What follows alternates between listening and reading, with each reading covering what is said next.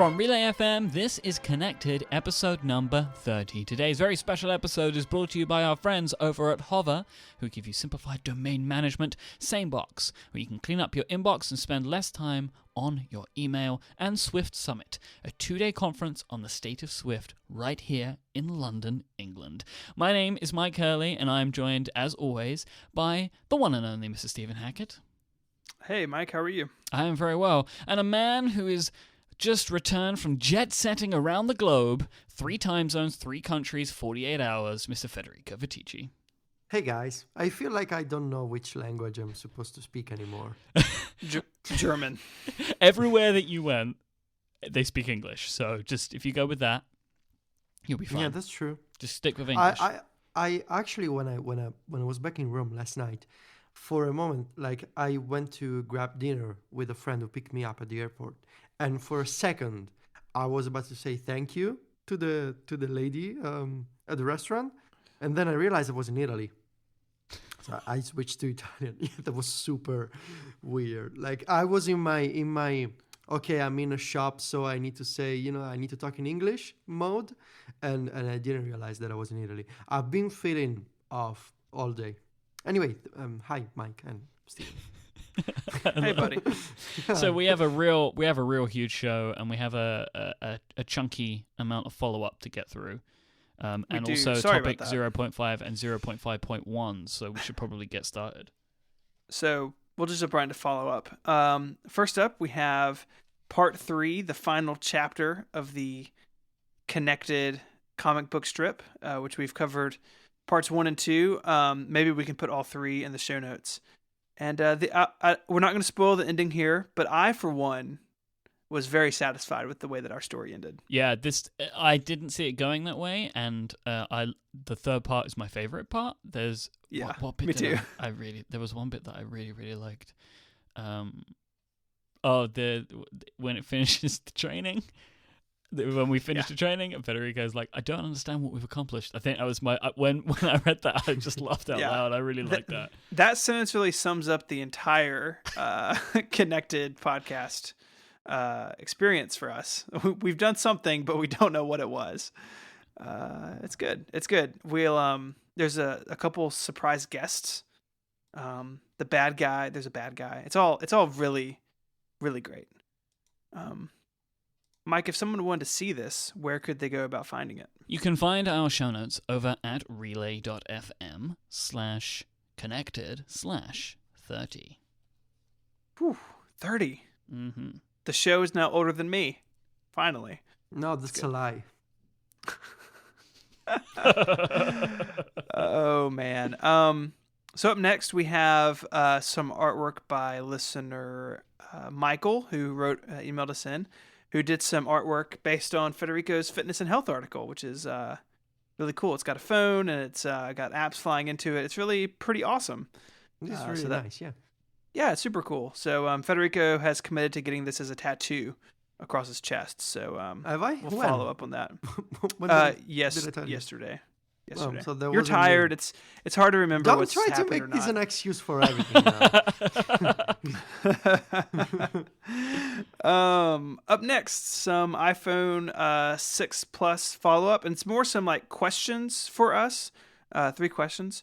The first one from Robert is, Robert says, I'm having lots of issues hitting the RAM limit on the 6 Plus. Have you guys seen this? So a little background, the 6 and 6 Plus have the same amount of RAM, which is 1 gigabyte, but the 6 Plus has many more pixels and much more display to drive. And in my time with the 6 Plus, I have noticed some audio tearing. So if I'm listening to a podcast or listening to music, if I go to switch apps or if I like reload a Safari tab or something, I'll get a little glitch in the audio. And I don't know if that's RAM or not. My iPhone 6 doesn't do that. What about the two of you guys? Have you guys seen anything with this sort of problem? No, not the audio glitch. No, I haven't had that either. Just the usual memory problem with the apps refreshing, but not the audio one. Yeah, so that might have just been the unit I had, but the apps flushing out of memory definitely noticed. I mean, I think this thing will do much better if Apple upgrades the RAM, which the rumor is that the next batch of phones will be 2 gigs of RAM to match the iPad Air 2, and I think that will be a good. I think that'll be a good addition to the iPhone line.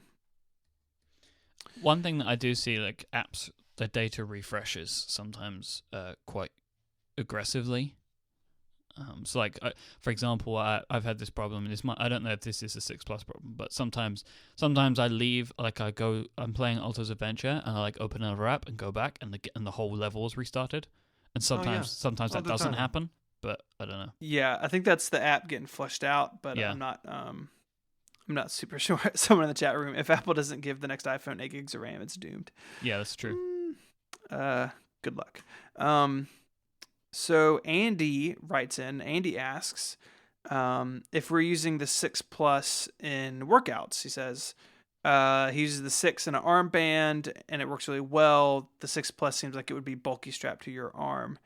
I agree that it probably would be. Probably. Well, it depends on your arm. Myke, you swim mostly, so I guess you haven't taken your 6 Plus swimming. I'd put it in my Speedo. It's not a problem. I'm just going to carry right on from that. Nathan asks, or says, after several months of having the 6, I found that I wasn't using my iPad mini as much, and he ended up going to a 6 Plus his MacBook. So kind of collapse his iPad and phone usage into one device. I know, Myke, that's what's happened to you more or less. I don't use it at all. I never use my mini. Didn't you just buy a new iPad again? It's complicated. We moving on from that question. No, I did buy an iPad Air 2, but it was more about replacing the iPad that my kids use for like school stuff, because it was an iPad Mini 1 and running like educational, like a lot of those or media heavy apps, and like I was watching my daughter try to like draw a letter on it, and it was stuttering and like falling down, and so I gave them my iPad Mini 2 and I bought an iPad Air 2, which is super awesome and fast. I think my comment when Stephen told me this was like, what I find really interesting is Federico is the iPad guy, but Stephen has owned and bought more iPads than Federico. I think like every couple of weeks you're changing your iPad. It's just been that the Mini 2 didn't last very long. That's all. Hey, you should be proud of me that I did not buy an iPhone 6 Plus, even though I really wanted to. You talked me into waiting until the fall to go. Yeah, I did. The big one. So you've given yours back now? Yes, it is no longer in my possession. I'm back just on the 6, and it feels tiny and terrible and small, but what can you do? Federico, how did you find traveling with the 6 Plus? It was amazing. It was awesome, especially because the battery lasts so much. Yeah. Like it actually saved me because when I was at the airport and I couldn't charge my phone, I still had like that 20% left. That was really convenient. And it was like when I handed the iPhone to at the airport to for the check-in, for the scanning the boarding pass, I noticed that a lot of people were extremely careful with holding the 6 Plus, and actually one person at the gate said like, "Oh, this is the big one. Like I'm not used to the big one. I gotta be extremely careful with this one because I'm used to the smaller ones." But yeah, it worked fine, and the battery was great. That was my like something that I really noticed. And for all the other stuff, I think my comments from the past episodes are still the same. Yeah, I definitely, the battery life is, I have noticed coming back to the 6, the battery life is, I miss those extra hours for sure. So yeah, so do we have any, Federico, do you have any closing thoughts on the 6 Plus more than what we've covered in the past, or? Well, I still have a couple of weeks left to try it. So I think I'll save the final thoughts for the end. Okay. It's still an ongoing trial and experiment. Okay. I'm really liking the battery life and the camera, and of course the screen, because it lets me see more at once. But it hasn't impacted my usage of the iPad, which is interesting. I think. But I want to make these considerations at the end. Cool. That's more than fair. Like I said, I think I will be going to the bigger phone in the fall. Myke was right. Myke was right. It's fine. That's 2015. It's the year of Myke being right. Yeah. It's last year was the year of Luigi. And Right, also Myke? Myke being wrong. Also, Myke being wrong. This year is the right time for you. It's fine, Yeah. yeah. We're gonna get to the Apple Watch, but we have some follow up for the Apple Watch first. We had last week some price guessing, and we said that we were going to apply the Price is Right rules to this. Which Who won? Well, so that's what we're gonna do. Basically, the Price is Right rules are you cannot go over. So to back up, we guessed the starting price for Apple Watch and Apple Watch Edition, and if you go over, you're disqualified. You want to be under, but as close as possible. So, for instance, if the answer was $100 and I said 101 and Myke said $1, Myke would win, which is a little crazy. Those rules make no sense. I wish I wouldn't have claimed Price is Right rules on this now. So the chat room just provided us the Price is Right Wikipedia entry, or Price is Right wiki, the rules to this. Let's do the Apple Watch first. So Federico, you said it would be $699 to start on the stainless steel. Michael, I believe you said $599, and I came in at the highest at $799. And if we were a game show, this is where we would have some music. But Myke, where does the Apple Watch pricing start? Do you know? Store.apple. I'm doing the same thing. I was hoping someone else was there. Store. I'm pressing the store button, and now I'm pressing the watch button, and now I'm pressing view models and pricing. What are we looking at here? Like with the sport band? Yeah. So the Apple Watch starts at $549. Yeah. We were all higher than that. Okay. So that's winners. the 38mm. The 42 is $599. So they're the starting We'll give models. it to you. We'll give it to Myke. Yes. We'll give it to Myke. Which is fine because you lose the next one. Okay. Apple Watch Edition. Federico, you said $8,000 to start. I said $6,999 to start, and Myke Hurley went insane and said $15,000 to start. Why did you say 15,000? Because I wanted to get it in case it was above. See, I didn't understand the rules. Otherwise, I would have said 10. That's fine. So, Michael, where does the Apple Watch Edition? The iPhone Watch Edition starts at $10,000. So that would make Senor Vitici the winner. So, So we have the gold. Yeah. So Federico wins a Apple Watch Edition, and Myke wins a sports. Do I? No, you don't. We can't afford that. I won the 17,000 one. Yeah, it's you're gonna have to find a different 38mm 18-karat rose gold case with rose gray modern buckle. Okay. Well, I'll get right on that for you, buddy. I'll just put that in my budget you. for next month. Thank you. I appreciate it. So we also spoke about the Pebble having a port for smart bands, and there's been a lot of back and forth on this. Our buddy and really friend of the world, Matthew Panzarino at TechCrunch, has an article saying that the Apple Watch does have what appears to be a diagnostic port inside the bottom of the case where the bottom part of the band slides in, and maybe that could be used for something in the future. 9to5Mac says that that's there for testing. It won't ship with that, but then in the video, Panzarino pointed out that it looks like the port is there, like when they like pan over all the steel cases in those crazy Johnny Ive videos. So no one knows, but I do think that if it is there, it is diagnostic, like the USB port on the back of the Apple TV. I don't see this being some sort of way to have a band that does something clever in the future, at least in this generation of hardware. I'll say that at the event, they didn't let people exchange bands. Yeah, I saw that. I was hoping someone would have tried that to see how easy it was. They were taking care of swapping the bands for you.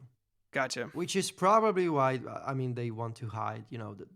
There's a diagnostic port on the units on display at the event, I guess. Right. Yeah, because those display units could be Apple internal ones and not slated for retail. Or maybe they didn't trust you and they thought you might run away with them. With a band? Yeah.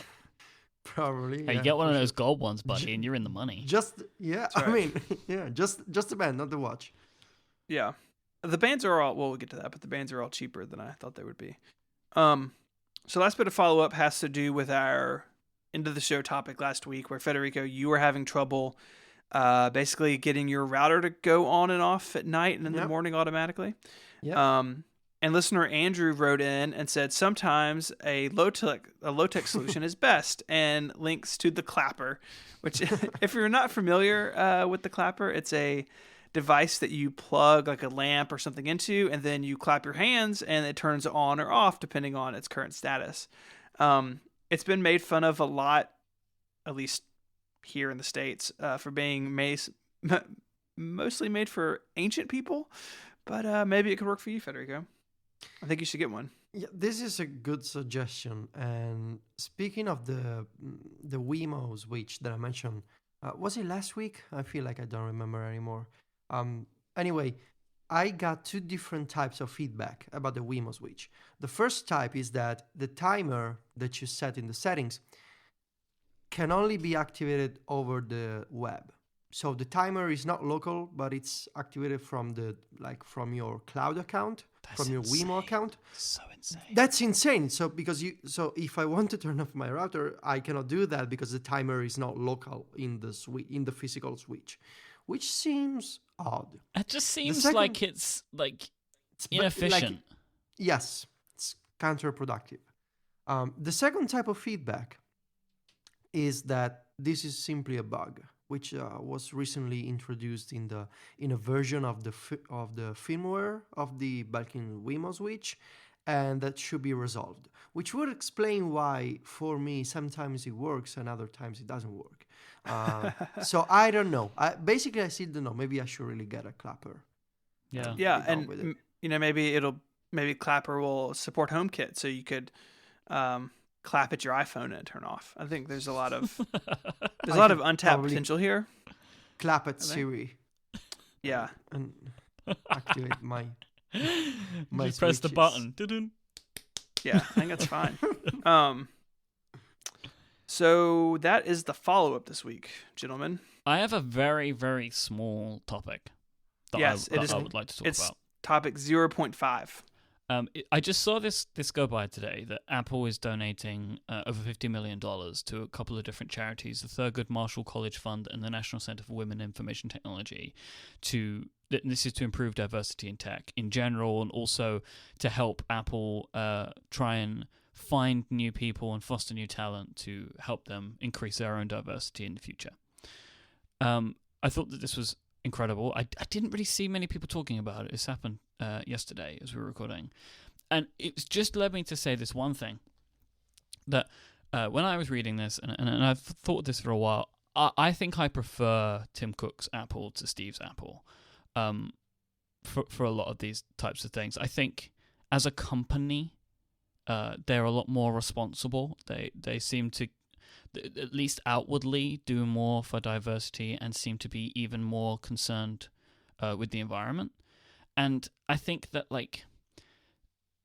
Steve Jobs wanted to change the world of his products and, change the world with, the fact that the iPhone is here and that kind of thing. But I feel like Tim Cook wants to actually have a greater impact on the world, in that he wants, not just changing it through shiny aluminium things, but set the bar for other companies to follow.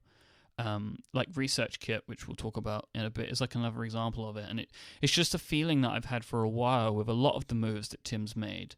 And I just think that it's so incredible to see the change that he is making. And whether Apple did this stuff or not before, maybe they didn't talk about it.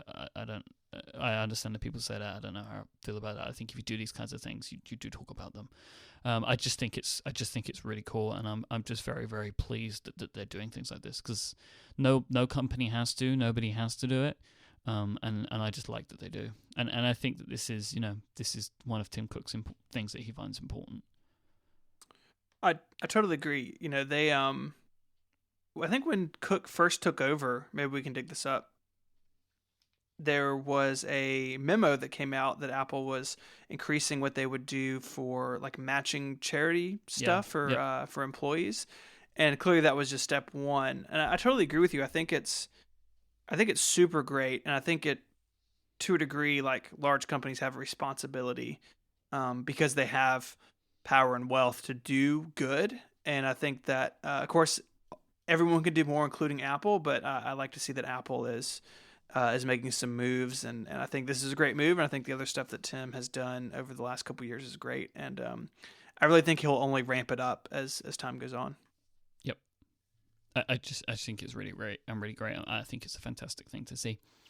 But that was all. It was just this one little feeling that I've had for a while, and I wanted to share it with the world and get ready for people to tell me things. Should we take a quick break? Thank our first sponsor? Yes. I'm really excited about this one, guys. Today, one of our sponsors this week, our first sponsor for this episode, is Swift Summit, which is the first major international summit for Swift, and it's happening in London. It's going to be a great way for people to get up to speed with Swift. The event is going to exist to distill everything down that's happened from June to now for anybody that wants to attend. If you want to get to know Swift, this is for you. Swift Summit is going to be a fantastic chance to meet and talk to top engineers and fellow Swift enthusiasts from all around the globe. Swift Summit is being put on by a small team of people who have been totally immersed in creating and helping grow the Swift community since the week after the language was launched at WWDC 2014. They've been organizing meetups all over the globe, and since the launch. And Swift Summit is going to be a real meeting of the minds. It's a collaboration between two of the largest Swift community groups, Swift London and the San Francisco Swift community. They're coming together to put on the Swift Summit. It's a single-track conference. It's full of days of talks on the Saturday, laying the groundwork and raising the main themes of the weekend. This features a fantastic lineup of speakers, some of the most involved engineers and developers, like Chris Eidhoff of BJC.io. I never know how to say that. I read it all the time, though. Brian Jeziak, a software engineer at Facebook, and Daniel Steinberg, who is author of a Swift Kickstart. There's also a panel discussion on Saturday evening. They have a party at a place called Bloomsbury Bowling Lanes, which sounds a lot of fun, and a bunch of shorter talks on Sunday. It's located in a historic building in the heart of London, home to the Dickens Library and a long line of public educators. So you kind of think like wood paneling and like a fireplace and a library. It's that kind of feel. It's like super fancy. They have a courtyard garden and a grand hall as well. And it's fully catered. There's breakfast, lunch for everyone. You'll meet across the weekend, you're going to meet loads of new people, you're going to get loads of new skills, ideas, and all that sort of stuff. If you are interested in Swift, this is the place for you. Get that training budget allocated from your office, or just head along on your own. London is a great venue, and it's going to be a real springboard for a lot of people to get involved in Swift. It's happening from the 21st to the 22nd of March in Bloomsbury in central London, and we have a special offer for listeners of this show. You can save 15% on a ticket to Swift Summit by going to, these URL is great, guys, you're going to like this, swiftsummit.com/Myke was right. Is the URL. Or alternatively, you can go to swiftsummit.com/Dante. Wow. I'm very happy for both of you. Thank you so much, Swift Summit. Like, I think this is a really cool thing that's happening, and I love that it's in London. And if, come on down to London and go to Swift Summit. It's going to be great. Awesome. All right. URLs. Topic 0.5.1 starts with a story, and then we'll get to the news. So I very often wake up to text messages from one or the both of you because you're ahead of me, and by the time I'm up and moving, it's mid-morning, midday for you. So this morning, I get a text from Federico. He's like, "Hey, have you heard the new Death Cab single?" And I said, "Well, no, there's a new one. I haven't seen it." And I said, "Oh, let me go download it from iTunes." I go to iTunes and I can't download it. I hit the buy button and it just spins and stares at me. And so I tell Federico this, and he says, "Oh, well, I've been listening to it on streaming services." So I go to the App Store, and I can't download any apps. Can't download Spotify or Rdio or Beats. And it was very sad for me because I wanted to listen to the song, and I couldn't because turns out Apple has had a massive DNS issue today where iTunes Connect and both app stores, the iBook store and the iTunes store, were all the podcast down. Podcast directory. This is sad for us. This Yes. is our feature today. We're all down for a while, and I think they're back up now as we record now. They made a statement to CNBC saying that it was an internal DNS error at Apple, And so yeah, most of the day Apple's stores and services offline, which is sad. Well, did you listen to the song eventually? I did. I bought it and listened to it on the way home, and it was quite enjoyable. Nice. I must just take a quick aside on this. So I opened the document today, and I've seen Federico and Stephen were having a conversation in the show notes, which says, Federico to Stephen, hear the new DCFC song? Stephen, no. Can't download it from iTunes, frowny face. Federico, it's on streaming services. Stephen, No, I can't download any apps. No. The conversation was over iMessage. I basically just pasted it in here. We don't talk over the show notes, Myke. I thought you We're not crazy. were talking through together. I was very confused by this. Sorry about that. So yeah, I mean, and some people in the chat room saying iTunes Connect might still be down. I don't have an iTunes Connect account to verify that, but definitely not a great day for the online for ADQ's online division at Apple. But what can you do? At least they made a statement about what it was. Speaking of old Apple, Myke, I don't think old Apple would have made a statement about what specifically was what outage was wrong. It's working here. It's not wrong. It's just problematic for a limited number of users. There you go. But it's not that. It's not down. It's just... Right. So in between last week's episode and this week's episode, something insane happened. Federico, can you please tell us your story from Thursday? So I on Thursday I was invited by Apple to go to the event on Monday. And so when you hear those days, it's like the event being in America, I didn't have a passport, and now I don't know if it's different internationally, but in Italy you at least need like 2 to 3 weeks to get a passport for the United States, and so of course. From Thursday to Monday, I would only have Friday to get a passport, which in my mind, right there at the moment, seemed impossible. So what I did was very much an Italian thing. I called my dad, who has a bunch of connections. Of course he does. Basically, without going into the details, I had a passport in 24 hours. And the name said Bob Stevens on it. No, it's actually my name. And on Friday morning, I went to apply for the passport. I did all the paperwork for European passport. And on Friday at lunch, I had the passport with me. So on Sunday, I left for America, and I this is so crazy. I flew from Rome to London, from London to San Francisco, and I spent Monday at the event, then at San Francisco, hanging out with a bunch of friends, including our own Jason Snell.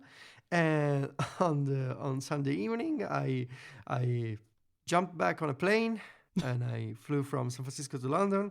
And basically, I left San Francisco at 9 p.m. on Monday, and I was in Rome at 10 p.m. on Tuesday. Sounds fine. Which was yesterday. So on a scale of 1 to 10, how dead do you feel inside right now? I think like 12. 11 wouldn't be enough. Gotcha. I feel off. I feel like I told Myke and other people, I feel like I don't know where I am. If everything feels strange, like moving from between two continents in 2 days can do strange things to your mind and to your brain and to your body.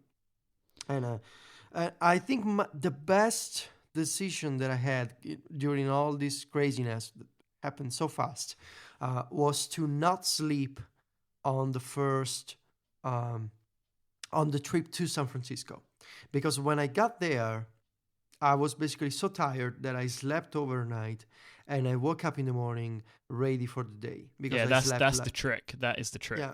You got to do that. I also because I was kind of dumb and I couldn't figure out how to adjust my seat on the plane.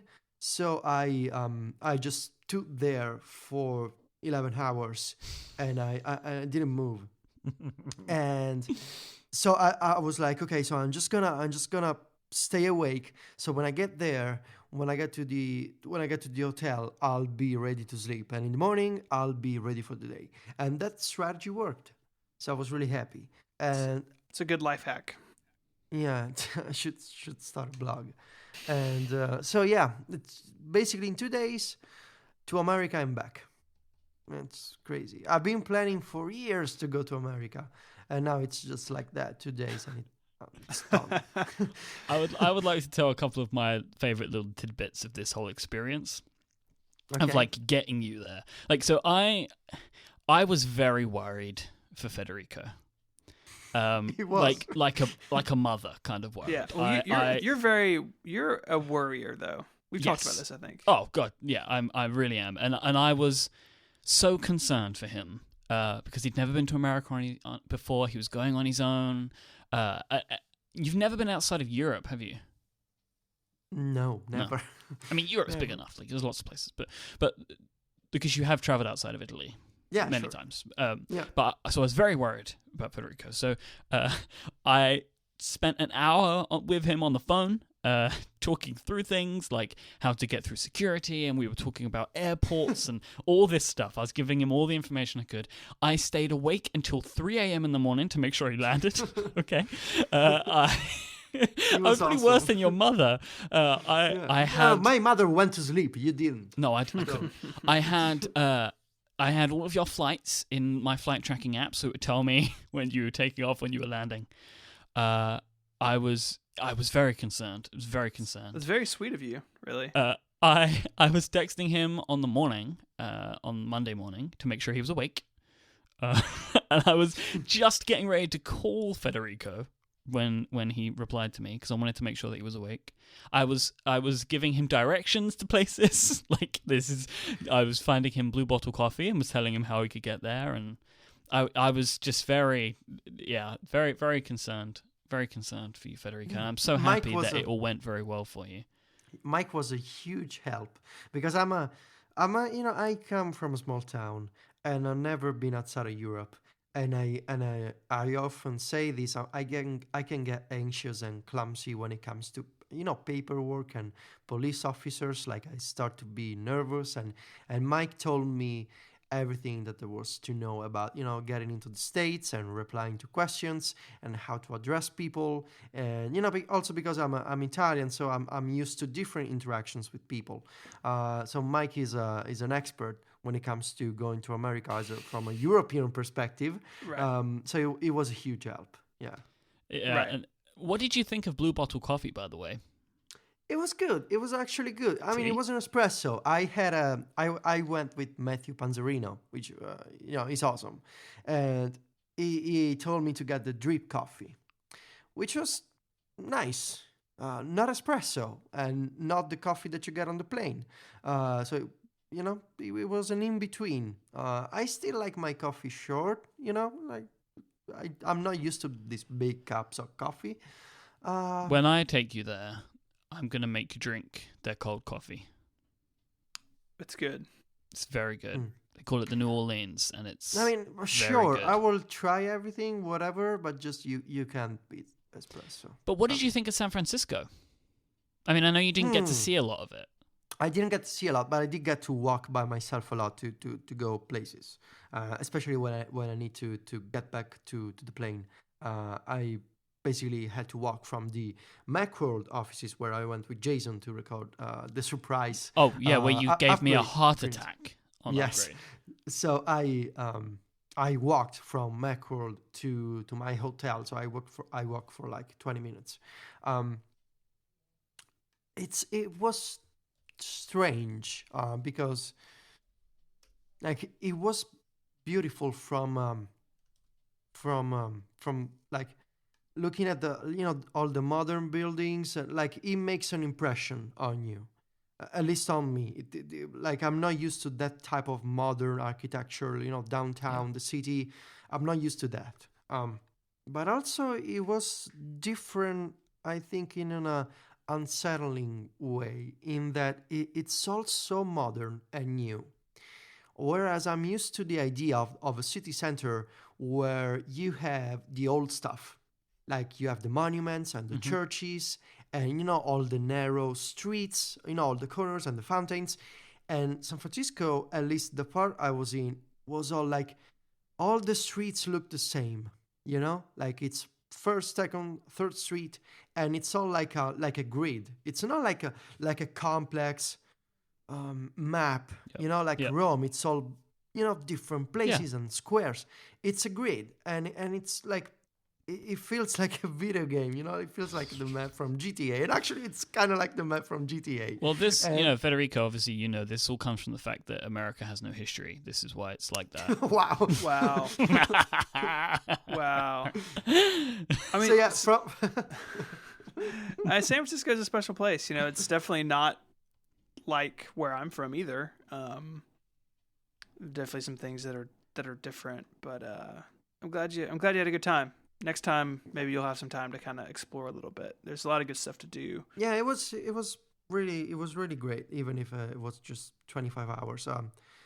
I think I managed to get good pasta with Jason, Renee, Serenity, other cool people. Do you remember the name of the place you went to? 0-0.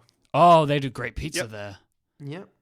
Yep. I have a good 0-0 story from Myke. Was it Macworld or WWC a couple of years ago where a bunch of us went out to dinner and had a bunch of drinks, and then drunk Steven bought dinner for everybody and spent all of his budget. Yeah. All of his budget. You were being so nice to everyone. Because I was super wasted. And we had like 8 pizzas, dessert, and drink and cocktails. Yeah, I was and like, yeah, 512's got it. So anyway, just in general, it feels really different from Italy. Yeah. I don't know if all America is the same. No. But like when I go to other countries in Europe, it's different from Italy, but you can tell it's Europe. And I don't know how to explain this, but maybe it's because you know that it's in Europe, but I think it also feels like Europe. When you go to America, it's really different. And yeah, but it also, when you go around in America, it feels like America. Like, at least to a non-American.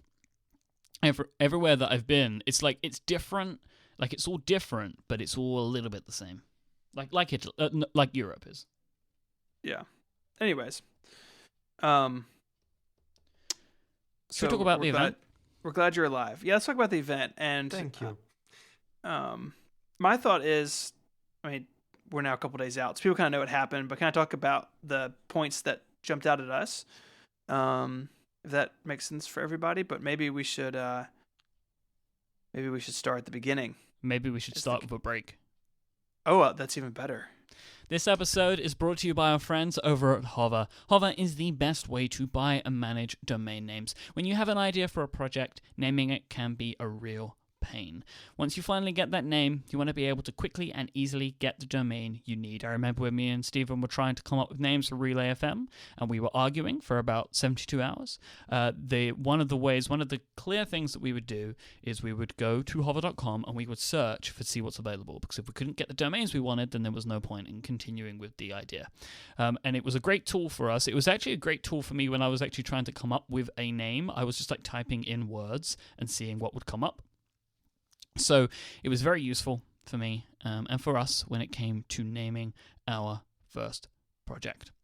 Once you finally get that domain that you want, what you want to be able to do is just go straight to checkout and buy it. You don't want to have to jump through hoops and learn secret handshakes to try and complete your purchase.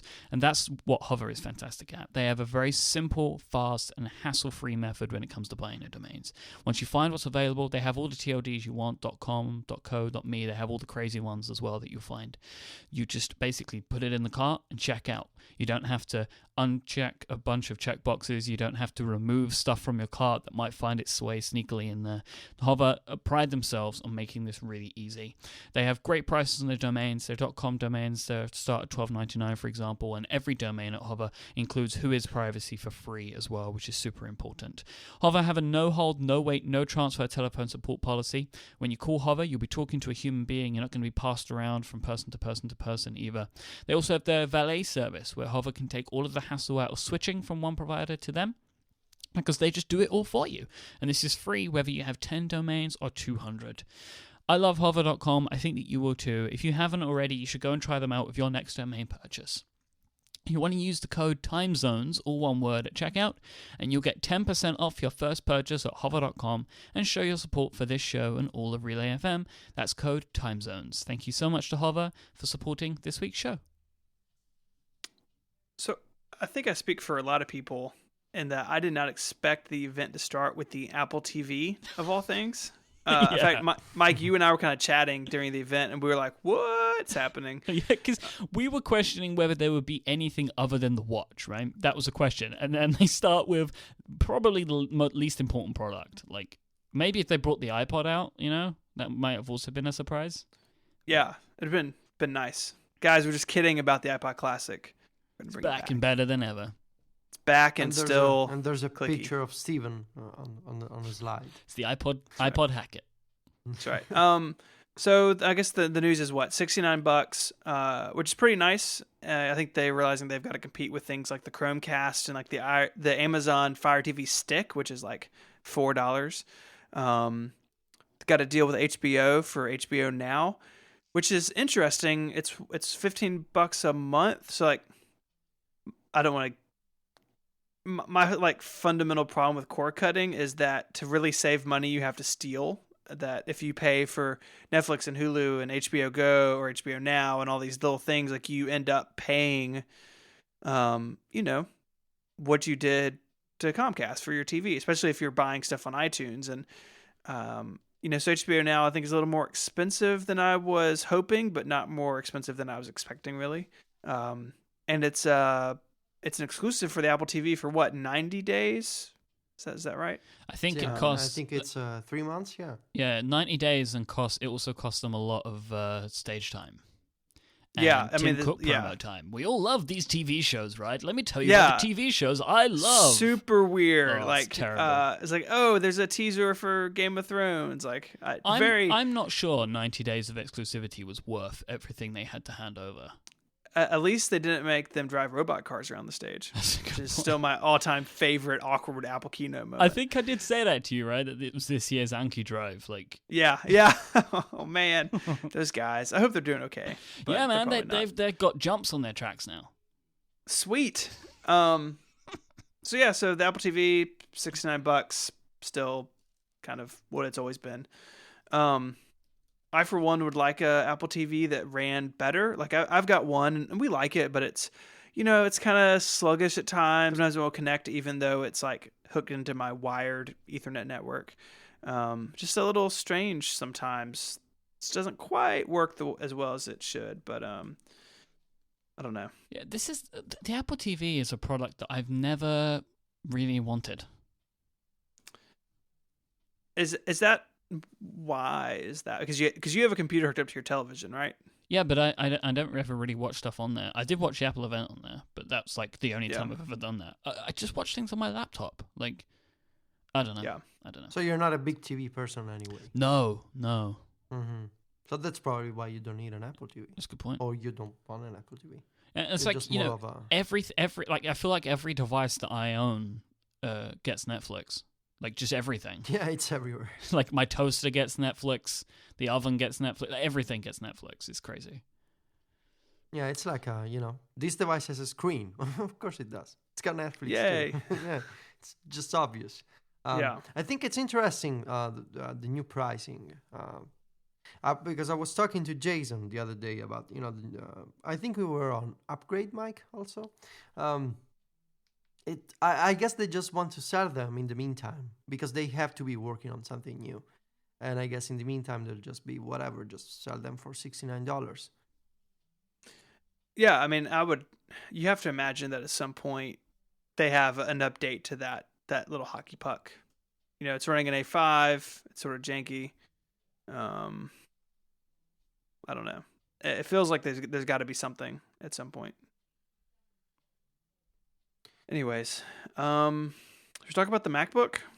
Oh, I guess that was next. This computer, man. Okay, what do we want to say about this? What do you guys think of the fact that they went with no physical ports other than USB-C? And my feeling on this remains okay. I think the problem with this device and doing this is that for it to be truly useful, you end up having to have something else, right? Like, I couldn't use this computer as my computer because there are going to be times where I'm going to need to do X, Y, or Z with it, right?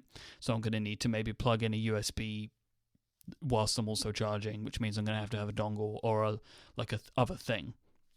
And then at the point that I need to then bring other things along with me if I'm going on a trip, it kind of doesn't make it that great that it's that much thinner. I don't know. I'm not sure how I feel about it. I think one port is so difficult, and Apple really didn't give enough of a solution for if you need more than one. It's like, just buy a $79 dongle that has 2 other ports on it that you can use. All right, great. Like one USB port and either a HDMI or a DVI, but then you have to use the other USB-C to charge it. Like, it doesn't... There's not enough on even that, that it makes sense to me. Like, you'd need a couple of USBs at least. Like, just... I don't know. Like, I feel like sometimes I have enough problem with connectivity of my MacBook Pro. Yeah, but I think the MacBook's not for you. Oh, no, I know that. Like, but this, I think that this... I'm just saying, like, for me personally, that's how I feel about it. Like, I think I said this... like when we first were speaking about it, and I still feel this way, that this is not the MacBook for now. This is the computer. This is Apple's vision of computers for the next 5 years, in the same way that the MacBook Air was. It's like the MacBook Air was so underpowered. Like this MacBook isn't so underpowered, but it is underpowered. It's constrained, and we can talk about that in a bit. But it has some things on it that you're going to see across their entire lines over the next few years, like this new USB connector, the Force Touch trackpad, which is already on the MacBook Pros now, this new keyboard, like obviously this new screen technology that they're using, this new battery technology. Like, this is like, we're building this now to show what the future is going to be like, but they put it in this product that I think is only useful to a subset of people.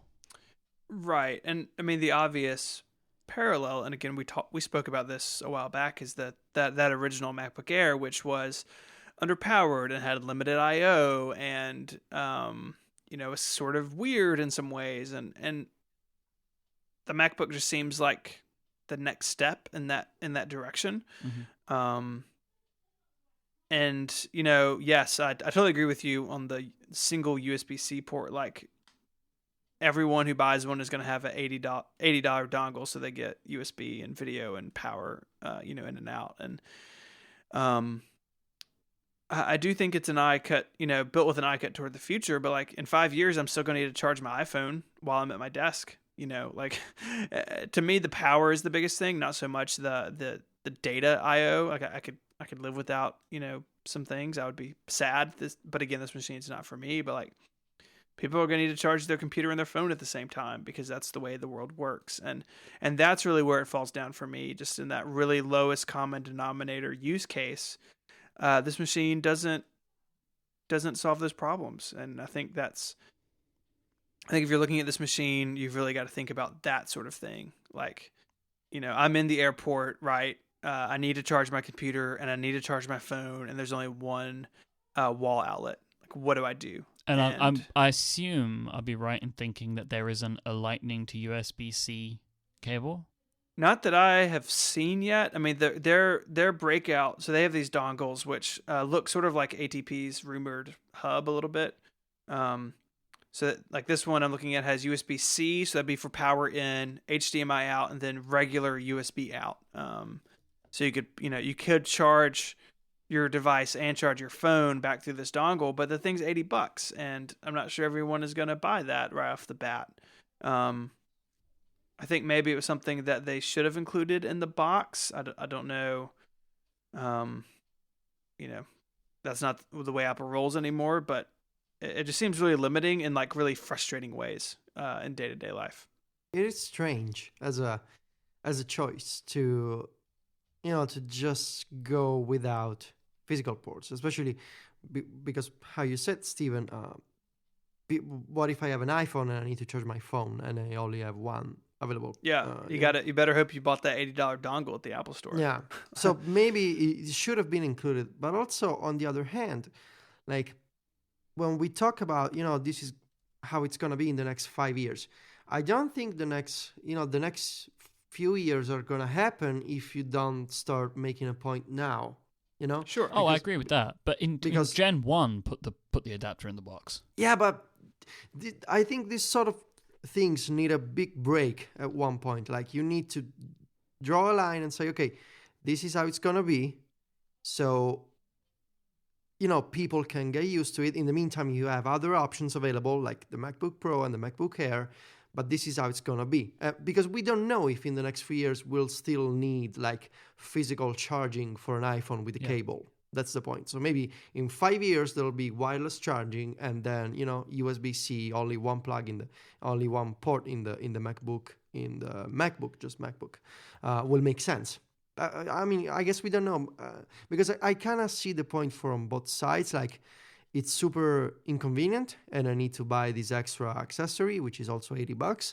But also, if you don't make a precise statement, change is always going to be delayed. You know? I mean, I get from a marketing perspective, if you include the adapter in the box, it's like, why cut the ports out? Yeah. Like, well, we're going to cut them out, but we're also going to give you this thing because we believe you need them. Like, I get that that is a mixed marketing message. But then, maybe the adapter should be cheaper. But I have to say, it's stunning. Like, oh, it looks great. It's so beautiful. And I love that keyboard. And I love the use of San Francisco on the keyboard. I think that looks incredible. I love it just looks... Man, it just looks so good. Federico, because you've used it, right? Can you tell us what it's like? Like, what does it feel like? What's the weight like? What is that trackpad like? It's incredibly light.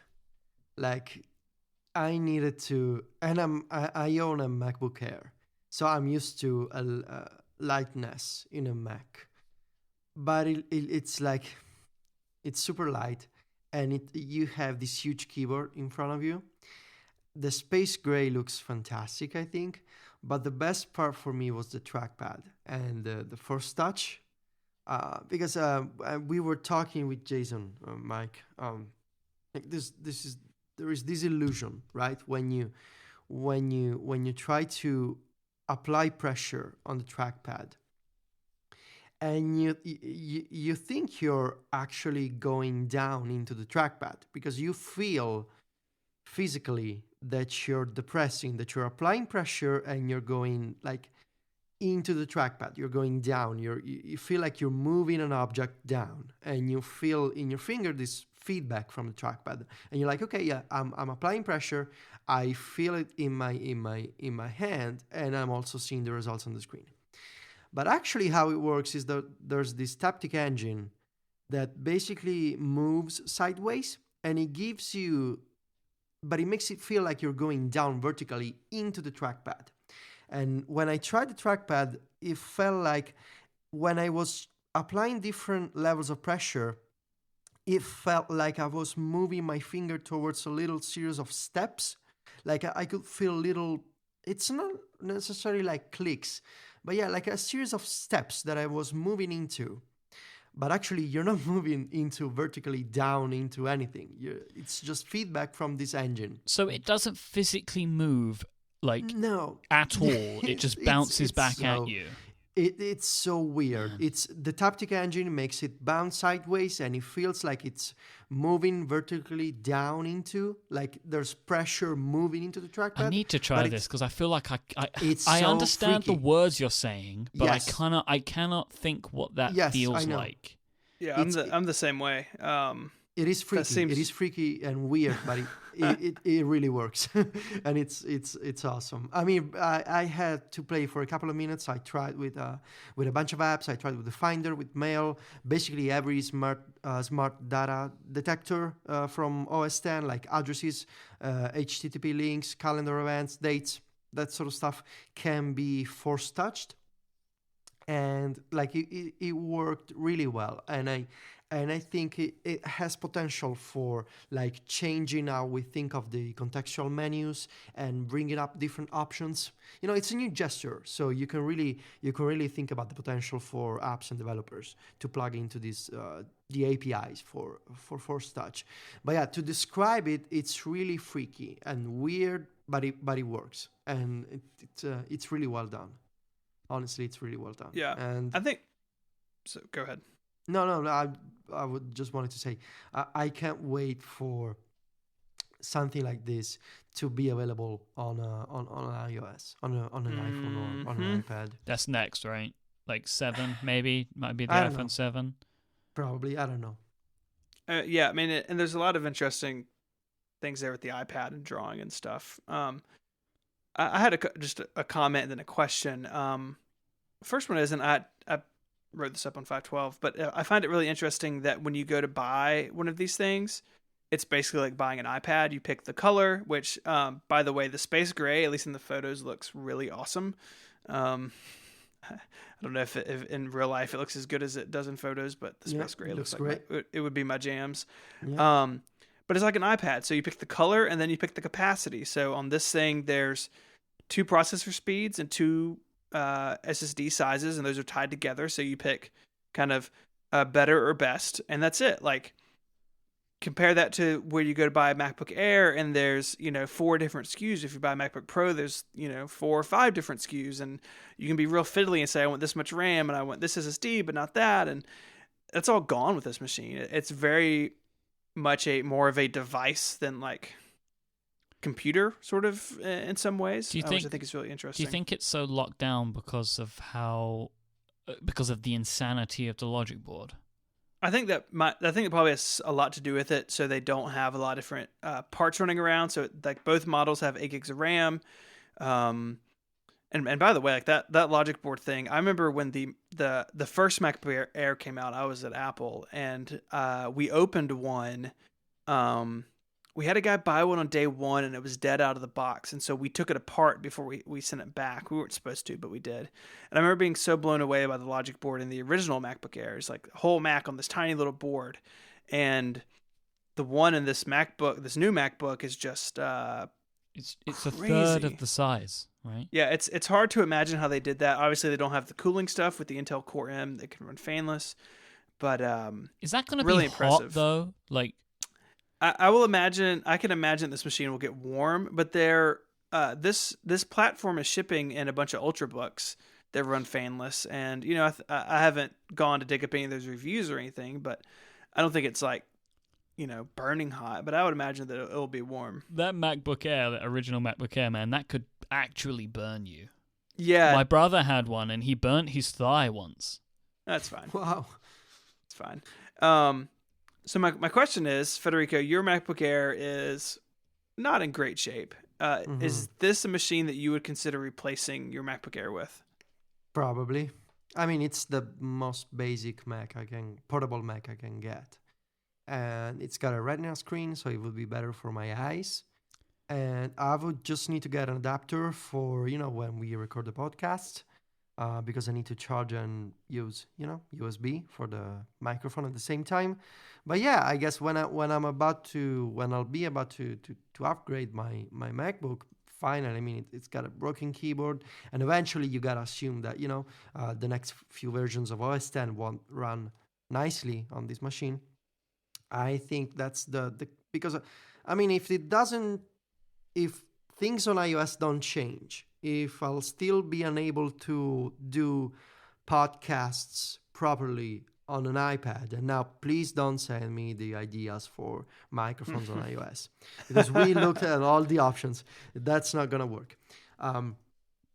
if things don't change on iOS, I'll have to upgrade my MacBook, and yes, I think I'll get the new MacBook. It's not I as mean, expensive as I thought it would have been either. yeah, it's not expensive. You're gonna get looks it in great. gold. Get it in gold. No, I'm gonna get space gray. Looks great. Yes. So the price is interesting too. It's what, $1,200 for the base model. Yeah, $12.99. So the MacBook Air, the 11 inches $899 and $1,100, and then the 13 inches $999 and $1,200. So you can get a high end 13-inch Air for the same cost as the low end MacBook, and the MacBook is actually a little bit. It's sort of a mixed bag. So the MacBook Air is faster, but the MacBook has more RAM at that price point. There's been a lot of people complaining about sort of, the Apple sort of mixing the lineup of, the MacBook Air and the MacBook are really similar now. The MacBook Air has the Air name, but the MacBook is thinner and lighter. Yeah, the name is weird. I think it's a short-term problem, and I think that I wouldn't let this keep you up at night. I think what they've done is the MacBook Air is now the introductory. Hey, you want a Mac, you want the cheapest Mac you can get. That's a notebook. Hey, buy this MacBook Air for $1,000. I think the value for money, the MacBook Air is crazy. Like, I just bought a refurbished one, or picked out a refurbished one, I should say, for my brother, and he got a heck of a lot of machine for $1,100. I mean, it's really crazy. The MacBook is sitting above that in price, but below that in sort of functionality and power. But I think that's okay. I think the MacBook will slowly eat into the MacBook Air line. I can't imagine the 11-inch Air will stay around. I think as soon as Apple can do a 13-inch Air at that $899 price point, I think the 11-inch Air is in trouble because, especially comparing the 11-inch compared to the 12-inch MacBook is a ridiculous machine. I mean, the 11-inch Air, we've got one at the house, and it's not great. Like, it's slow, it's really chunky looking, the screen is not very good, and in all those metrics, the MacBook is a lot better. So I think that these lines will sort of shimmy around over the next year or 2 years, and I think we'll end up in a place where I think the MacBook Air will probably still exist, but on the low end, and this MacBook will be in the middle. I do think the MacBook Air will get thinner again at some point. I think the name at this point isn't tied so much to weight and thickness, and I think if you're freaking out about that, you should go for a walk. Someone wrote in a listener called Max. They sent this in to upgrade earlier, but I thought it was interesting because we'll talk about it now. And he said it's interesting that like this naming convention kind of matches the watch now, because like the cheapest one is like the Sport, which is kind of like the Air, and then the titular MacBook product Sport. is the middle one, which is the MacBook, right? That's the but it's the middle of the road one, and then you have like the Pro and the Edition at the top end. I just thought it was quite interesting. It does kind of mirror that. I don't think that was intentional, but it is interesting that it does that. Yeah, and like I said, I mean, if Apple had seen this machine coming, in 2011 when they redid the Air, maybe that would have become the MacBook and they would reserve the name for this. But these things happen, right? These product names don't really mean anything, and they could have just flip flop the names, right? They've actually called it the new MacBook Air, right? Or they could have given this the Air name and rebadged the old ones. I mean, they've done all sorts of weird things in the past, but it'll be interesting to see how this plays out. But I fully expect the MacBook Air line to not exist as it does today. The new MacBook Air with Retina display. Yeah, it could have. I mean, that was the rumor, right? People were thinking it'd be MacBook Air with Retina exactly. display. I wanted to ask you: can you imagine our reactions hadn't this Mac leaked anywhere before? We would be like people would have gone crazy on Monday, and instead, just a couple of months ago, we knew exactly how because the leak from 9to5 Mac was basically perfect. I think it was dead on. Except for the power button being on the wrong side of the keyboard. Thank God he was wrong about that. Big deal. No, I'm really glad he was wrong about that. I mean, even the colors. I think they feel like it was crazy. I feel like they said smaller keycaps though, not larger. I think I don't know. I mean, he got it. It's much and much is perfect. Right. Yeah, I mean, right. Like when they said there's a new MacBook, I was like, oh well, this is Gurman's computer. So, That takes the magic out of it. We've talked about that before. We should call it the Gurmac. I think that would make everyone at Apple die inside. Oh no, we can call it that. They don't have to call it that. No, Yeah, that's we're not Casey giving names to stuff. Yeah.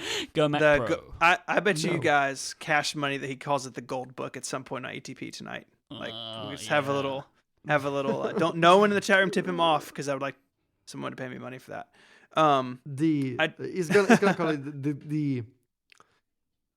the Gold Mac Retina. The Gold Machina.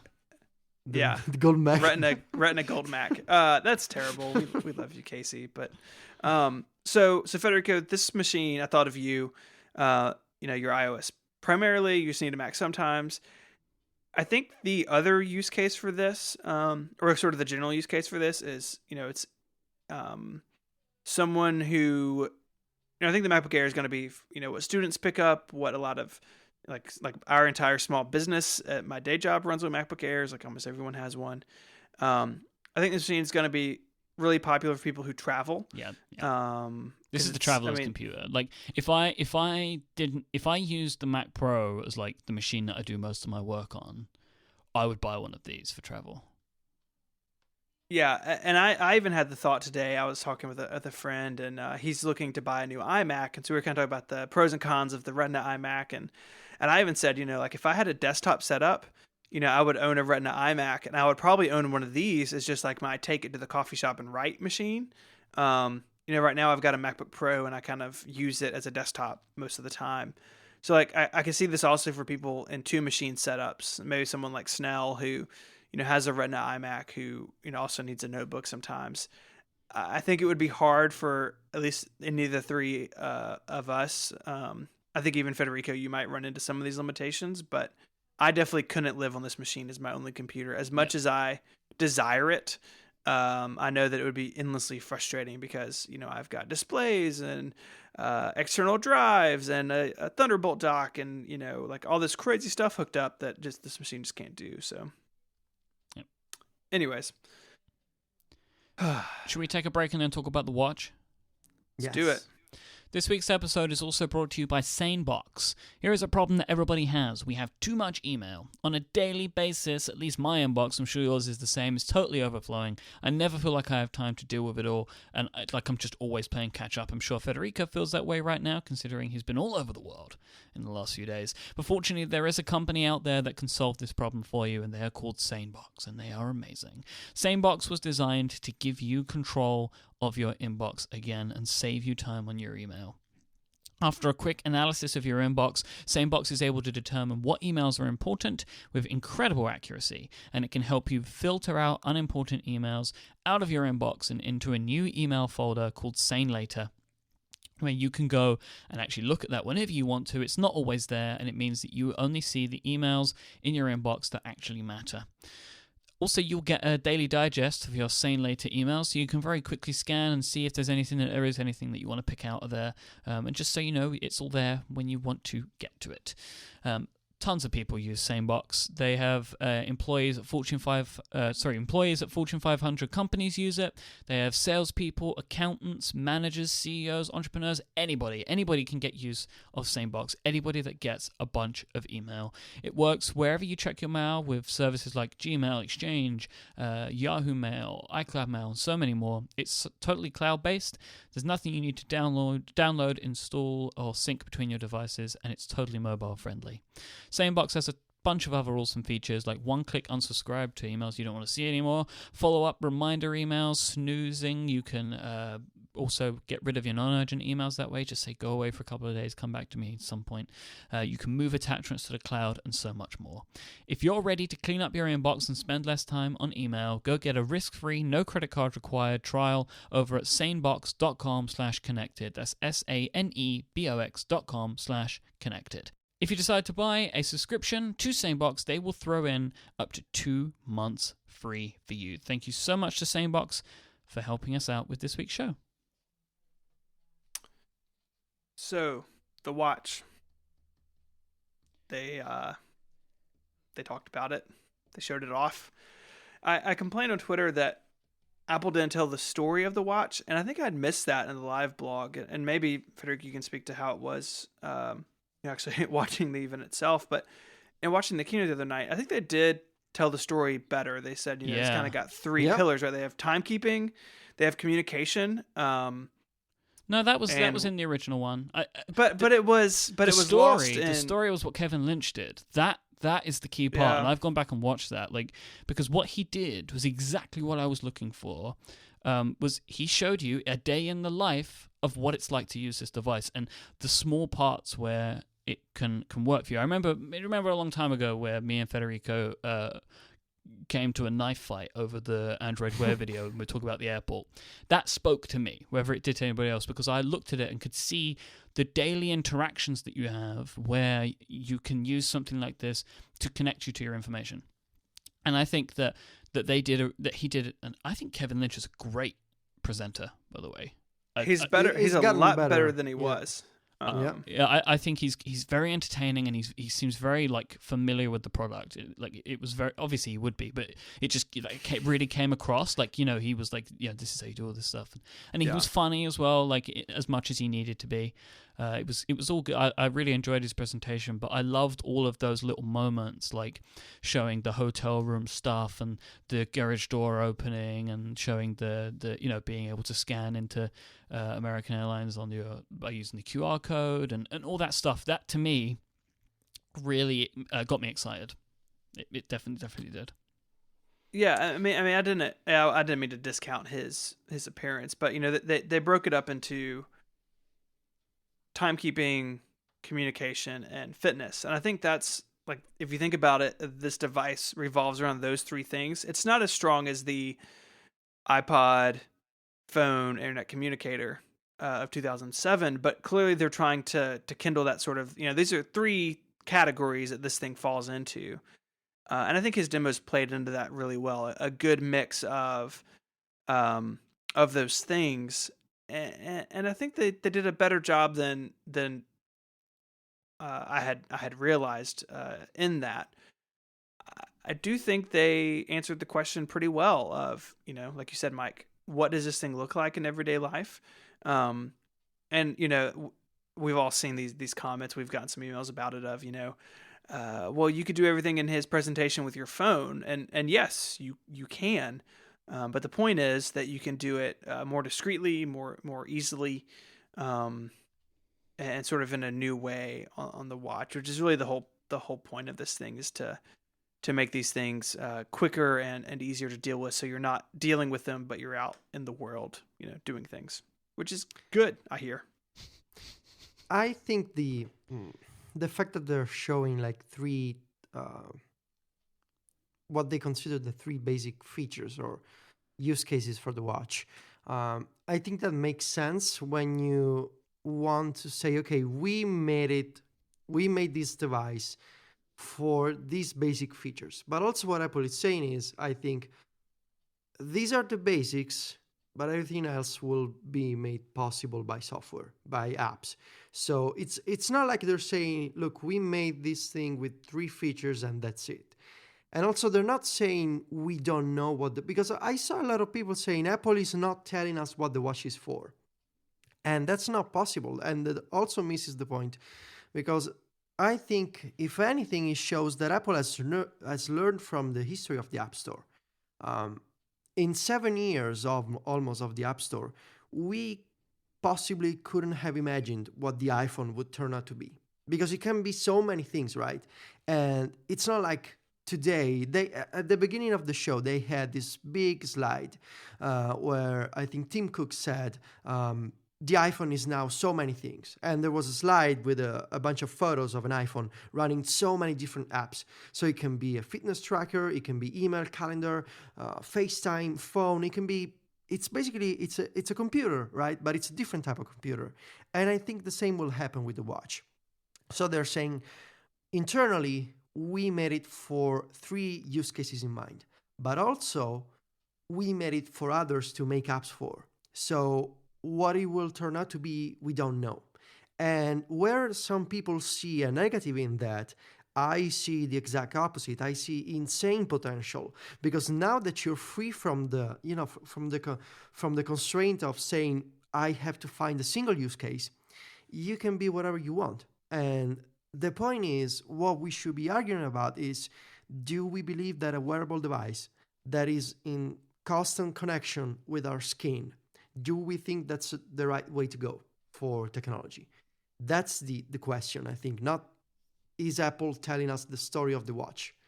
The question is this the future, to make the technology personal and useful in this way? If it is, I think there's no need to tell a single story, because there won't be a single story. Just like there's no single story with the iPhone, because every time you ask somebody, hey, what you use your iPhone for, everyone has a different answer. And I think the same will happen with the watch. I've been thinking a lot about this because I saw so many people saying Apple is not telling us the use for the watch. There's no single use for the watch. The basic question is this the right idea to have a wearable device? Just like it was with the iPhone. Is this the right idea to have a big screen and you use touch? And I think most of the tech press isn't seeing this basic point. I've been thinking about it a lot. I get that. I get that. I do too, but I think the time is a factor, but in a way that not in the way that you described, but we all now have different stories of what we do on our phones because we have had the App Store for 7 years. But if you go back to when they originally showed off the phone, it was very much about those core functionalities because that's all it had. Now, what's different is that the watch is standing on the shoulders of the smartphone. It's got apps. It's got these things. It's starting further down the road than the phone did. And I think that's where that disconnect comes in. Smartphone did browsing, email, some photo stuff, but that was really about it. Where this thing, I think because the answers are more varied, people get more nervous about the question. I'm not saying that's fair, but I think when I think about it, that's kind of the difference, is that this thing is coming into a market that we already understand to a degree, where the smartphone was sort of a different era of these personal computing devices. So I think it will do well. I mean, I agree with you. I think the potential of this thing is crazy, but I don't know if the setting in which it has come into the world is the same as a smartphone. So why don't we? The software and stuff's interesting. Some stuff has changed. Some stuff has stayed the same. But one of the key pieces of information that we have now that we've been questioning was the bands and the pricing. So we have that information now, and it's not what we expected. So it effectively, I think the prices are, I think in general maybe cheaper than most people expected, not by a lot, but like it fell under a lot of guesses and or around the kind of level that we thought it was going to be at. But I think more interestingly, it seems that there is going to be you'll be able to buy a selection, not all, but a selection of bands for any and all device. So, like for example, I could buy a Sport and Milanese loop if I wanted to.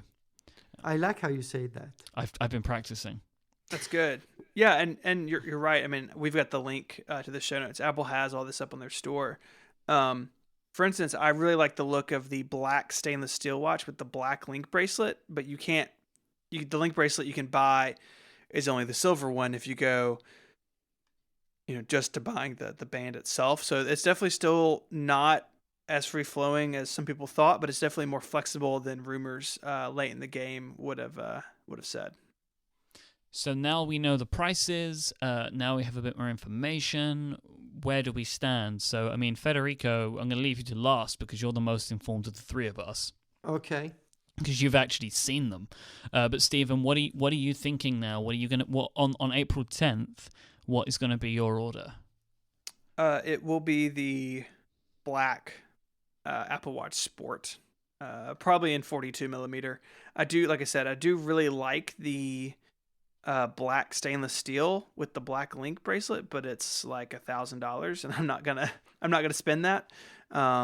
So I'm gonna go with the Black Sport.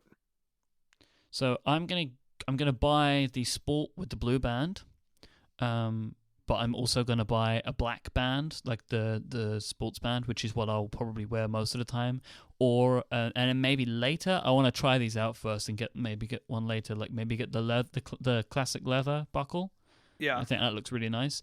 I'm gonna go 42 millimeter, and the reason I'm gonna do this is because it turns out the Apple Watch 42 is exactly the same size there or thereabouts as my Pebble Steel. nice. Like I looked at so the Steel is 46 by 34, and it's 10.5 millimeters thick, and the Apple Watch is 35.9 by 42, like 42 high and 35.9 wide. So they're effectively the same, which is really interesting because it looks much bigger. Yeah, my only problem with the mixing and matching, because I do want to go with the black sports, the black case, is that a lot of these other bands have the lighter metal on the sides. Like if I were to go with the loop or something, I worry about how that seam is going to look, like if the matching on the side. So I don't know. I mean, I'm going to buy the black one. I might pick up the white band down the road just to have something a little bit different. Seems to be less of a big deal on the sports bands, but well, I think on the sports bands you can actually choose to have the right color, the black or the silver. Or at least in one color, at least you can do that. I saw. Yeah, so it'll be in the black one you can. It looks like, but it'll be interesting to see. I think it'll be fun to mix and match a little bit. So no, what about you, Federico? And what was it like? What was it like using one? I was expecting the watch to be much bigger. It was smaller than I was expecting, and it felt great. I think I tried the Milanese loop, and it was super smooth and soft. Like it feels like fabric. It doesn't feel like it's actually made of metal. And I tried so originally I was offered a 38 model, and I asked for, and it was really tiny for my wrist. So I asked for a 42 one, and it felt just right. And it didn't feel too big at all. And I think like the first minute I was a bit like confused because I was expecting some sort of a iOS kind of structure of the operating system, and it's different. Like the way that stuff is arranged from a pure architectural perspective in the software, like what is up, what is down, what is sideways, it's different. So it takes a minute to get used to. And also, I think just a couple of minutes at a demo area don't make for the best way to get used to that. But the device itself, well, depending, of course, on the bands and the model that you try, I think it feels great. I tried the Apple Watch, the Apple Watch, the steel one with the Milanese loop, and but what I want to get for myself is the steel space gray with two bands. I want to get one rubber band for when I exercise, and the link bracelet for when I go out and I try to be fancy. And you party. When I party, yeah, when I go places. I've been kind of turned off the steel because a lot of the pictures that I've seen, it looks space so gray, shiny. There's a picture from someone that I follow on Twitter that really gives you the idea of the space gray. Because when you see it up close, I think it looks great. Okay. So now I'm trying to find this picture. I will send you the link when I find it. Okay. So I think like I'm sure that part of my problem is that my I mean, we talked about this before. My hands are big. So when I tried to tap on the screen, I felt a little like, okay, I need to be careful here. Yeah. So navigating the home screen can be a little different than, of course, than a phone. And also trying to understand that you need to go back to the watch face to look at the glances, that can take a while, because if you think of glances as widgets, like I was, you assume that you can activate glances from anywhere. Because on iOS, Right. you can activate widgets from anywhere, or you can activate Control Center from anywhere. But instead, glances are only like at the bottom of the watch face. So now I don't know if it's a good idea to split up, the software components in this way. But To say it's only you at can the only bottom of like when you say the watch face, you mean like when you're looking at the clock, the not watch like face. the whole Yeah, time. the clock. Yeah. The clock. Yeah, Yes. that was in the Verge's hand on, and I found that interesting. And Patel was basically like, that's a little confusing, and I wonder how much that will get tweaked over time. But having that's what I'm glances wondering just, too. I mean, what you have to do is you have to think of glances as a subset of the clock face, which doesn't make a lot of sense to me. I agree with you. I think it should be available from anywhere. Now, again, you've only used it for a couple minutes. I haven't used it, and so maybe once you're into it, that makes a lot of sense. Can I But it give like seems an opposing thought on that? Like, so I agree that it's confusing, but I maybe feel like I can see some of the thinking in it. So Yeah. glances are meant to be quick pieces of information, right? So they're the things that are there when you just turn on the watch once you've not used it for a while. Once you're past the watch phase, you use the apps to get the information. Yeah, exactly. So there's a basic problem here. Because it's been 7 months and we didn't get any additional information from Apple, we've all been used to think of glances as the iOS widgets. And so we kind of tricked ourselves into the mindset of saying, okay, glances are just like widgets. So we basically convinced our brains that you can activate glances from anywhere. So when you see the demo and it's only from the, let's call it the lock screen, so the clock, you're like, oh my God, this doesn't make any sense because I want to look at glances from any screen. But it's just like how Myke said, when you're not in the clock, when you're not in the watch face, you have the apps, which are supposed to be, quick interactions anyway. So it makes sense because when you wear the watch, the lock screen, so the watch face, the clock, the screen turns on when you rotate the wrist, when you actually want to look at the watch. So it turns on and off, and that's been done super well. At least in my test, like I move my wrist, just a rotation movement, and it turns on. So from there, you look at glances, and when you accept the fact that it's only like, because the watch face is the place where you want to have a quick peek at information, it makes sense to have the glances there. I think we all just need, a bit of time to get used to this stuff, because it's been 7 months and we because nerds are always in need for an explanation. We don't like to be left in the dark. Yeah. So in the past 7 months, we just built this image of how the watch OS architecture was like. And it's quite a bit different from our imagination. So, of course, tech bloggers, when they got to the event, everybody freaks out because it's different and because it takes a little time. I think once the watch units go out to reviewers, I think they'll have more time with the device. I think it'll make more sense. Yeah, and Myke, you absolutely nailed this point of the watch face and the glances. So like I don't know how I will feel about it, but it's just like when I heard that and when I read that, that was just where my brain went. So it was like this. If I was gonna think of why they made this decision, that might be it. And then like you think the clue is in the name with glances. I don't know. Yeah. Federico, that picture in the show notes from Twitter, is that the aluminum or the steel? That's the aluminum. I mean, because I was looking at Twitter, right, and this guy says that it's the steel one, the space gray one, and I don't remember being as shiny as the people are saying on Twitter. Yeah. Well, it is shiny. Space gray is what they call the aluminum. I mean, this is part of the problem, right? There's like 38 SKUs of this thing, and it's hard to talk about. But yeah, it's a little confusing to remember all the model names and stuff. Yeah, I mean, this definitely looks flatter than some of them. When you go to in the demo room, like I was able to look at all the watches. It's so many of them.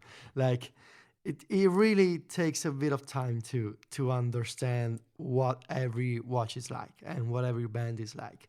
And so yeah, I think I think that this one may be the sport one actually. So aluminum, and I think it looks nice.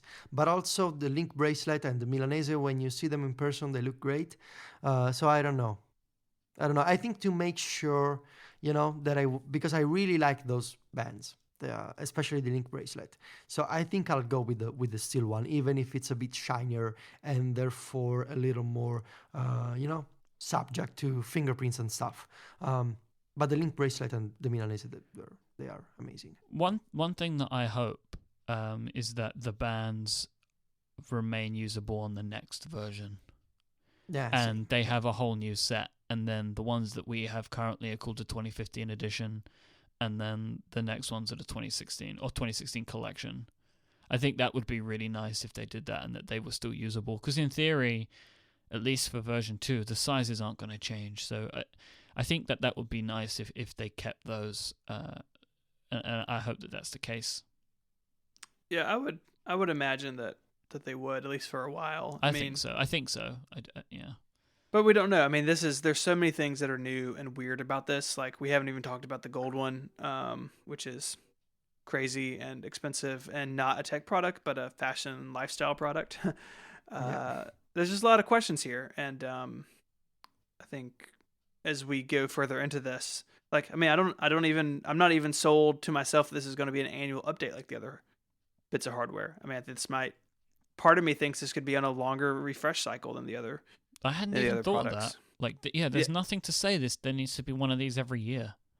Yeah, I mean, I don't know, because this is uncharted territory. Again, like, they could not update the watch, but update the bands. Like, they could do whatever they want. They could have seasonal band updates. Yeah, like field notes. You just get a subscription. Well, more just like fashion, but yeah, sure. Yeah, but like that would make sense to me, like, as well, that these are the spring collection and there might be a fall collection. Right. I hope I can get a camouflage one. That'd be awesome. I'm just kidding. Just kidding. There's the real watch apps coming in theory, like native apps. Right. So that could be a big update. Yeah. So do we want to talk about the edition? I do want to point out that Myke, you were right last week. You said again, Myke, you've been right. It's the year of Myke being right. You said last week that you had a thought that not even all Apple retail stores would get the watch edition. I wrote about that last week, saying the Apple Store is the wrong place to sell such a watch, because the Apple Store is, it's not a jewelry store. It's a very different thing. So you were right about that. It seems like Apple said that the watch edition will be available at select retail locations. They didn't really get into what that means. There's been some talk of some pop-up watch shops that might get them, some jewelry stores might get them. We don't really know quite yet. But watching the video, when Tim says, and it starts at $10,000, the room is just kind of silent. Like, Federico, was that an uncomfortable moment in the room when that price point came out? No, there was some people whispering, and just saying. I think most people just knew, and I guess most people were saying John Gruber was right. Yeah, I think if they would have said that in September, there would have been uproar. But at this point, everyone in that room knows what Gruber said. Yeah. It was like I remember the first thing I said to some friends after the event was like, yeah, John was right. Only about that one though. Yeah. Yeah, it was the first big claim from John about the edition, $10,000. But yeah, he was right. Yeah. And I think it's fine. I mean, I think that, there's been people complaining about that. But again, I don't think the watch edition is a tech product. I don't think it should be thought in the same way as the sport. That's just how fashion works. Yeah, even if it's the same object, you pay for the different material, you pay for the exclusivity, you pay for the premium treatment. It's just how it works. It's been this way for hundreds of years in the fashion business. So it's really no surprise. I saw this somewhere, either a tweet or in a post. I can't remember now where, and I hate it when I do that. But someone said, like, if you are in the kind of world where you own $10,000 watches, right? If that's the thing that you own, and you're interested in this product, you don't want to have to buy a product that you wear in the day, and then when you go out in the evening, you have to take it off and then put your expensive watch on, like to go out. You just want to have your watch on all the time. So that's why this exists. And like that could be one of the reasons that Apple made it, is so that people that want to spend that amount of money, they can just wear their Apple Watch, because it's kind of embarrassing for Apple to be like, these like fancy people, they don't wear it when they're out and about on the town because it's not expensive enough. And it kind of makes sense to me that. And that sounds kind of weird, but like I kind of get that. Like if you want to make this kind of product and you want to get everyone, you kind of got to go out there a little bit. Yeah, I mean, it's this weird new field for Apple. Because when you make computers, when you make consumer electronics, most people tend to buy based on utility. So they look at the tech specs, they look at the price, and they consider what they need. But when you enter the fashion field, most people tend to buy irrationally. So they tend to buy not necessarily because I need a bag, because I need to put stuff into the bag. So you could buy a $20 bag. Or you could buy the $5,000 Gucci bag because you like it and because you want to make a statement. And that's the kind of mindset that most, followers of the Apple news cycle have been struggling to understand. Because it doesn't make sense to them to spend $10,000 on effectively the same watch, only the material changes. And yes, it doesn't make sense. That's the point. It doesn't have to make sense. That's just how people who have that kind of disposable income to spend on a watch, that's just how they're gonna do. They just buy stuff because they can. And once you accept the fact that fashion is unlike technology and that this is a new, interesting combination of two worlds meshing together, it sort of makes sense. And I think it's no surprise, really. Yeah, I agree. And it's, if someone wants to drop that kind of money on this, like, more power to them. But I think Apple's being realistic about it. That's why there's one that's $349. That's I think the sport one will be very popular, at least in our circles. Absolutely. So, no, I mean, my mother, for instance, she's like, I love the gold one. It looks beautiful, of course, but I'm gonna get the sport one because I want the Apple Watch because I think it looks nice. I don't have $10,000 to spend on a gold watch, but I just want the Apple Watch, so I'll get the rubber band, which is nice. It's available in multiple colors, and I think that's like the reasoning that most people will have. Yeah. Yep. Cool. Anything else we want to talk about? Any parting thoughts, Federico, from you having made the journey? It was really quite an experience, and I came away. Maybe it was the all the excitement, because when you're there and you meet all these people, it's really like it gives you all these positive feelings, right? And you're all excited for stuff. But also I haven't published all my thoughts because I wanted to really consider what I saw.